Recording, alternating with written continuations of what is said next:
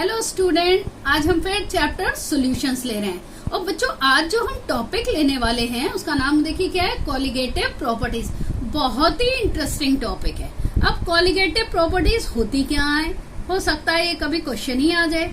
तो क्या होती है, the properties which depend upon the number of particles of solute, यानी सॉल्यूट के पार्टिकल्स पे ये डिपेंड करती हैं। इट मीन्स अगर हम सॉल्यूट के पार्टिकल इंक्रीज कर दें तो ये प्रॉपर्टी की वैल्यू इंक्रीज हो जाएगी, और अगर सॉल्यूट के पार्टिकल्स की वैल्यू डिक्रीज कर दें तो ये प्रॉपर्टीज डिक्रीज हो जाती हैं। तो बच्चों, कॉलिगेटिव प्रॉपर्टीज होती कौन कौन सी हैं?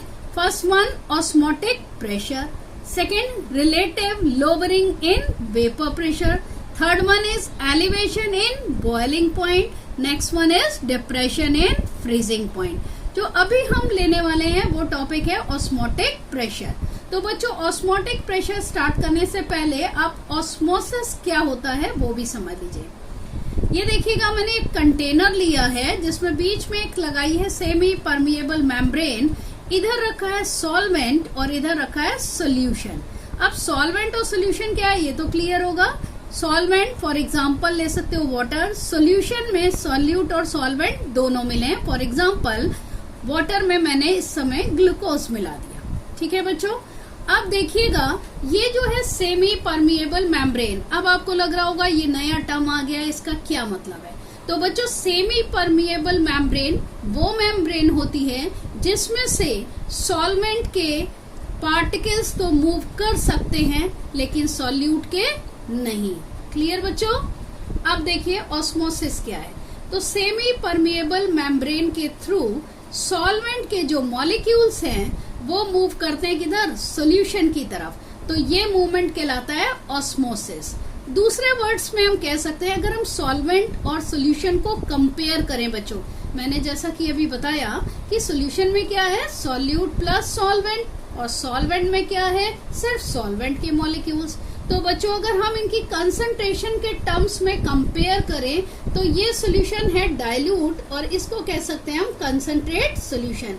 तो एक डेफिनेशन बच्चों ये भी बन सकती है ऑस्मोसिस की कि सेमी परमिएबल मेम्ब्रेन के थ्रू डाइल्यूट सॉल्यूशन से सॉल्वेंट मॉलिक्यूल्स का कंसंट्रेट सॉल्यूशन की तरफ जो मूवमेंट होता है वो कहलाता है ऑस्मोसिस। क्लियर बच्चों? नेक्स्ट ले रहे हैं अब ऑस्मोटिक प्रेशर। तो ऑस्मोटिक प्रेशर की डेफिनेशन क्या होती है? तो बच्चों याद रखिएगा, ऑस्मोसिस को प्रिवेंट करने के लिए, इट मीन्स ऑस्मोसिस को रोकने के लिए जितना भी हम एक्सटर्नल प्रेशर अप्लाई करते हैं वो कहलाता है ऑस्मोटिक प्रेशर। एक बार मैं फिर बता दे रही हूँ बच्चों, ऑस्मोसिस को रोकने के लिए लगाया गया एक्सटर्नल प्रेशर उसे क्या कहते हैं, ऑस्मोटिक प्रेशर। इसको हम पाई से भी दिखा सकते हैं और पी से भी। अब बच्चों इसका एक डेरिवेशन लेते हैं। हम जानते हैं बॉयल 1/2 के अकॉर्डिंग लें तो pressure is proportional to 1/v। v क्या है, वॉल्यूम, p क्या है, ऑस्मोटिक प्रेशर। और चार्ल्स 1/2 इक्वेशन के थ्रू लें तो pressure is proportional to temperature. अब मैंने क्या किया, दोनों इक्वेशन को मिला दिया बच्चों। तो p is proportional to t upon v। हम सभी को पता है कि प्रोपोर्शनैलिटी साइन जब भी हटाया जाता है बच्चों तो एक कांस्टेंट अप्लाई करते हैं। मैंने भी इसमें एक कांस्टेंट लिया है। कौन सा लिया है, देखिए r। तो आप क्रॉस मल्टीप्लाई करें तो क्या आता है, pv इक्वल टू RT। ये वही है जैसे कि आपने गैस इक्वेशन पढ़ी थी। अब बच्चों p को हम पाई लिख सकते हैं, चूंकि ये है सॉल्यूशन पे बेस्ड तो हम गैस कांस्टेंट की जगह सॉल्यूशन कांस्टेंट यूज करें जिसको मैंने S से दिखाया है। तो फॉर्मूला क्या हो गया, पाई v इक्वल टू ST। और जो S है उसे कहते हैं हम सॉल्यूशन कांस्टेंट। इसकी जो वैल्यू होती है वही होती है जो गैस कांस्टेंट की। It means 0.0821 litre ATM kelvin inverse mole inverse. बच्चों, अगर हम सपोज करें कि V लीटर वॉल्यूम में N मोल्स प्रेजेंट है तो देखिए फॉर्मूले में क्या चेंज आएगा। ये तो 1 मोल के लिए था, अगर N मोल है तो क्या होगा, pi V equal to NST। N क्या है, नंबर ऑफ मोल्स। अब बच्चों हम इसे ऐसे भी लिख सकते हैं, pi equal to N upon V ST। और N अपॉन V क्या था, मोलर कंसंट्रेशन याद आया आपको, मोलैरिटी या एक्टिव मास भी कॉल कर सकते हो आप इसे। तो पाई इक्वल टू CST। अब इसको अगर हम चाहें तो n की वैल्यू निकालने के लिए हम यूज करते हैं W/m। It means wait of solute upon molecular weight of solute. तो फॉर्मूला क्या हो गया, WST अपॉन mv। अब बच्चों हमको पता है डेंसिटी इक्वल टू क्या होता है, मास बाय वॉल्यूम। तो हम W/v की जगह रख रहे हैं डेंसिटी। तो फॉर्मूला क्या होगा, pi equal to DST upon m। Pi osmotic pressure, D density of the solution, S solution constant, T absolute temperature and m molecular weight of solute. Absolute temperature meaning clear है बच्चों कि अगर Celsius वाले temperature में आप 273 add करते हो तो जो टेम्परेचर आपको मिलता है उसे हम कहते हैं एब्सोल्यूट टेम्परेचर, जिसकी यूनिट होती है केल्विन। बच्चों जो आगे हम टॉपिक ले रहे हैं वो क्या है देखिएगा, ऑस्मोटिक प्रेशर के बेस पे मैंने सॉल्यूशन को डिवाइड किया है। कितने पार्ट्स में देखिएगा, 3 पार्ट्स में, हाइपरटोनिक सॉल्यूशन, हाइपोटोनिक सॉल्यूशन और आइसोटोनिक सॉल्यूशन। तो इट मीन्स सॉल्यूशन 3 टाइप के हो गए और बेस किस पे है देखिए, ऑस्मोटिक प्रेशर पे। तो बच्चों पहली बात करते हैं हाइपरटोनिक सॉल्यूशन क्या है। अगर मान लीजिए बच्चों हम सेम टेम्परेचर पर 2 सॉल्यूशन लें, ठीक है, एक का ऑस्मोटिक प्रेशर दूसरे से ज्यादा है, तो बच्चों जिस सॉल्यूशन का ऑस्मोटिक प्रेशर ज्यादा होता है वो कहलाता है हाइपरटोनिक सॉल्यूशन।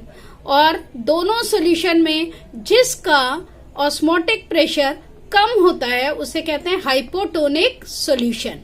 अब बच्चों बात करते हैं आइसोटोनिक सॉल्यूशन। आइसो वर्ड जब भी आए इट मीन्स क्या होता है, सेम। तो अगर सेम टेम्परेचर पर दोनों सॉल्यूशन के ऑस्मोटिक प्रेशर सेम है तो उसे हम क्या कहेंगे, आइसोटोनिक सॉल्यूशन। एक बार मैं फिर से रिपीट कर रही हूं बच्चों, हम 2 सॉल्यूशन को कंपेयर कर रहे हैं तो जिसका ऑस्मोटिक प्रेशर ज्यादा उसको हाइपरटोनिक सॉल्यूशन, जिसका ऑस्मोटिक प्रेशर कम उसको हाइपोटोनिक सॉल्यूशन, और जिनके ऑस्मोटिक प्रेशर इक्वल होते हैं उसे कहते हैं आइसोटोनिक सॉल्यूशन। क्लियर बच्चों, अभी मैंने आइसोटोनिक की डेफिनेशन आपको क्लियर ही कर दी है कि कांस्टेंट टेम्परेचर पर उनके ऑस्मोटिक प्रेशर सेम है। अब बच्चों इसका मतलब क्या हुआ, अगर हम 2 सॉल्यूशन लें और एक का ऑस्मोटिक प्रेशर हो पाई1 और दूसरे का है पाई2, तो पाई1 और पाई2 क्या होंगे, इक्वल। अब पाई की वैल्यू मैंने आपको क्या बताई थी, NST अपॉन V। तो ये पाई1 है तो क्या हो जाएगा N1ST1 upon V1 equal to N2ST2 upon V2। लेकिन बच्चों मैंने अभी आपको क्या कहा, सेम टेम्परेचर पर, इट मीन्स T1 और T2 क्या है, इक्वल। अगर T1 T2 इक्वल है और S दोनों में सेम है तो इसे हम कैंसिल कर दें तो बच्चों इक्वेशन देखिए क्या हो रही है, N1 upon V1 equal to N2 upon V2। अब N की वैल्यू कैसे निकालते थे, W/m से। तो ये क्या हो गया, W1 upon M1 V1 equal to W2 upon M2 V2। तो अगर बच्चों N/V आप देखो तो ये क्या थी, कंसंट्रेशन। तो हम ये भी कह सकते हैं कि आइसोटोनिक सॉल्यूशन कौन से होते हैं, जिनका सेम टेम्परेचर पर कंसंट्रेशन सेम होता है, यानी C1 इक्वल टू C2। बेटा इन पे न्यूमेरिकल्स बहुत पूछे जाते हैं, ठीक है, तो इसकी जरूर प्रैक्टिस करिएगा। अब बच्चों जो आगे हम टॉपिक ले रहे हैं वो क्या है, रिवर्स ऑस्मोसिस। रिवर्स वर्ड का मीनिंग क्या होता है, उल्टा, अपोजिट। तो ऑस्मोसिस क्या है, एक बार फिर से रिवाइज कर लेते हैं। सॉल्यूशन और सॉल्वेंट को अगर सेपरेट करा जाए तो सॉल्वेंट के मॉलिक्यूल्स क्या होते थे, सेमी परमिएबल मेम्ब्रेन के थ्रू किधर जाते थे, सॉल्यूशन की तरफ, यानी डाइल्यूट सॉल्यूशन से कंसंट्रेट। अब हम रिवर्स पढ़ रहे हैं तो हम इसमें क्या कर रहे हैं, मूवमेंट करा रहे हैं सॉल्वेंट मॉलिक्यूल्स का सॉल्यूशन से किधर, सॉल्वेंट की ओर। फिर से समझ लीजिए बच्चों, movement of solvent molecules from solution to solvent, this is called reverse osmosis. अब आपको लगेगा रिवर्स ऑस्मोसिस की जरूरत कहां पड़ रही है। अब रिवर्स ऑस्मोसिस क्या है, फिर से समझिएगा। अगर हम किसी सॉल्यूशन में ऑस्मोटिक प्रेशर से ज्यादा प्रेशर अप्लाई करें, आई रिपीट, अगर ऑस्मोटिक प्रेशर से ज्यादा प्रेशर अप्लाई कर दें हम सॉल्यूशन पे तो क्या होता है, ऑस्मोसिस के अगेंस्ट रिएक्शन होती है, यानी कि सॉल्यूशन में से सॉल्वेंट मॉलिक्यूल मूव करते हैं किधर, सॉल्वेंट की तरफ, जस्ट अपोजिट हो गया बच्चों। अब इसका बहुत बड़ा यूज है। इसका यूज क्या है कि अगर हम देखें सी वाटर, तो सी वाटर में क्या होता है, वाटर के मॉलिक्यूल तो होते हैं, साथ साथ होते हैं सॉल्ट के मॉलिक्यूल, और सबको पता है वाटर की आजकल बहुत शॉर्टेज है, तो हम क्या कर सकते हैं, सी वाटर से प्योर वाटर को निकाल सकते हैं। कैसे, सी वाटर जिसमें वाटर भी है और सॉल्वेंट मॉलिक्यूल्स भी हैं, इसमें अगर हम ऑस्मोटिक प्रेशर से ज्यादा प्रेशर अप्लाई कर दें तो क्या होगा, वाटर के मॉलिक्यूल्स सी वाटर से निकल के कहाँ आएंगे, बाहर, और इस तरीके से हमें प्योर वाटर मिल जाएगा और सॉल्ट के मॉलिक्यूल्स कहाँ होंगे, जैसे अगर ये कंटेनर लिया है तो कंटेनर में ही रुक जाएगा। तो बेटा use of reverse osmosis it is most important one. बच्चों अगर आपको मेरी बात समझ आ रही है तो मैं आपको ये सजेस्ट करूंगी कि प्लीज ये जो लिंक हैं वो उन पर्सन को शेयर करिए जिन्हें इसकी जरूरत है। Thank you.